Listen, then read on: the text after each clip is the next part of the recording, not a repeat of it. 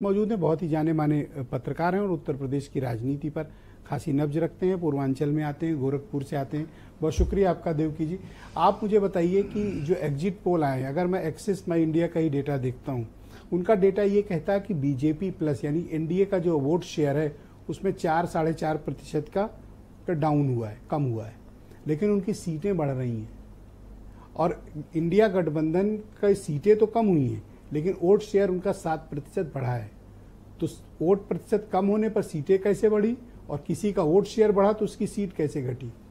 ये बड़ा दिलचस्प सवाल आपने किया है ब्रजेश जी, लेकिन इस पर आने से पहले मैं आपको एक डेटा और देना चाहता हूं। आपके पास भी कुछ है डेटा?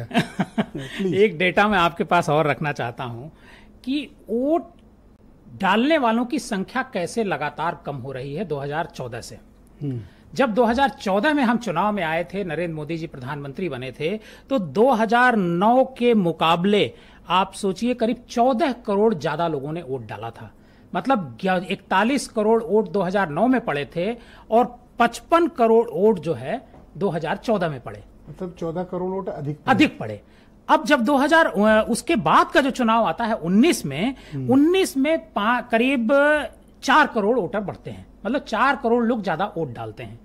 लेकिन ये थोड़ा डेटा एक बारी फिर आप चेक करिएगा। 14 करोड़ बढ़े 2014 में जी, और 4 करोड़ ही सिर्फ बढ़े 19 में। मैं वोट डालने वालों की संख्या बता रहा हूं, मैं वोट की संख्या नहीं बता रहा हूं।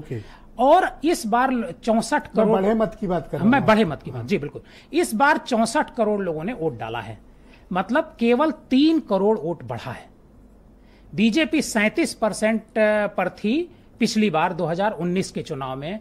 अगर उसका वोट जैसा एक्सिस माई इंडिया या और सर्वे में बताया जा रहा है कि 4% वोट घट रहा है, तो 4% बीजेपी प्लस का बताया गया यूपी में। नहीं, मैं पूरे देश की बात कर रहा हूं। पूरे देश में वोट शेयर घटने की बात कही जा रही है, कई सर्वे में कही जा रही है। अगर ऐसा है तो सीट कैसे बढ़ेगी? क्योंकि जो समाजवादी पार्टी का जो वोट शेयर है वो 2019 में करीब 18 या 19% के आसपास, 18%। और मायावती की पार्टी का 19 था, 19%। लेकिन 6.5% कांग्रेस का भी वोट शेयर था। और ये जो वोट शेयर था समाजवादी पार्टी का 18-19%, ये केवल 34 सीटों पर था। 35 या 36 सीट लड़े थे, उतनी सीटों पर ही था। बाकी सीट तो उनके पास ब्लैंक थी। लेकिन इस बार जब हो रहा है तो वो 68 सीट पर चुनाव लड़ रहे हैं और 6.5% वोट कांग्रेस का है।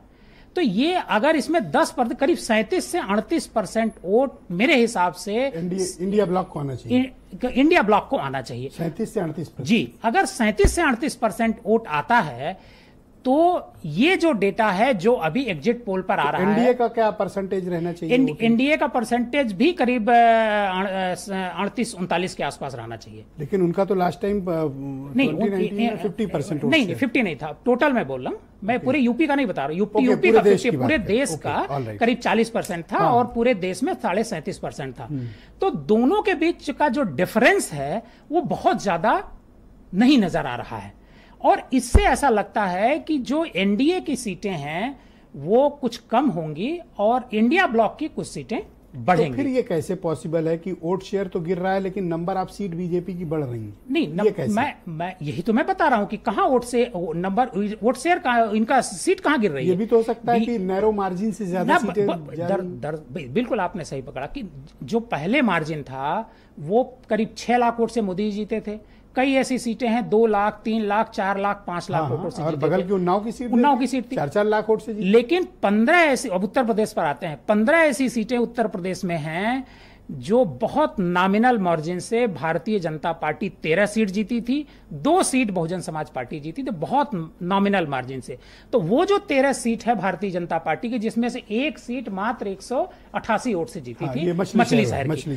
तो अगर इन 13 सीटों पर समाजवादी पार्टी और इंडिया ब्लॉक जिस तरीके से कैंपेन कर रहा था और जो जाति की बात हो रही थी, जातिगत मुद्दों पर चुनाव लड़ा जा रहा था, और तो आपके मुताबिक वही सीट फंसेंगी जो क्लोज मार्जिन में फंसेंगी, वो सीट फंसेंगी। बड़ी मार्जिन वाली निकल जाएंगी। बड़ी मार्जिन वाली, जैसे मान लीजिए 5 लाख का मार्जिन किसी का, 4 लाख का, उसका घट करके 1 लाख हो जाएगा। चूंकि वो मार्जिन बड़ा है इस वजह से वो इंडिया ब्लॉक वहां तक पहुंच आपके पाएगा। हिसाब से 20-25 सीट पे लड़ाई होगी? हाँ, 20-25 करीब 30 सीट पे आसपास लड़ाई है। 30 सीट पे बहुत ही क्लोज फाइट है, और उन 30 सीटों पर जो क्लोज फाइट है उसमें कुछ भी हो सकता है, इधर भी हो सकता है और उधर भी हो सकता है।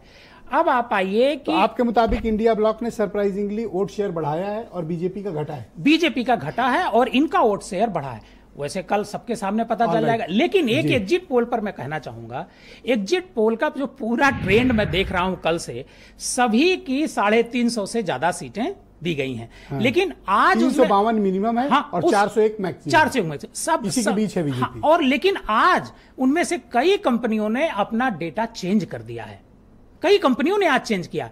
मैं हैरान इस बात पर हूं कि कैसे इस तरह के डेटा चेंज हो रहे हैं। ऑलराइट, मैं आनंद दुबे जी को इनवाइट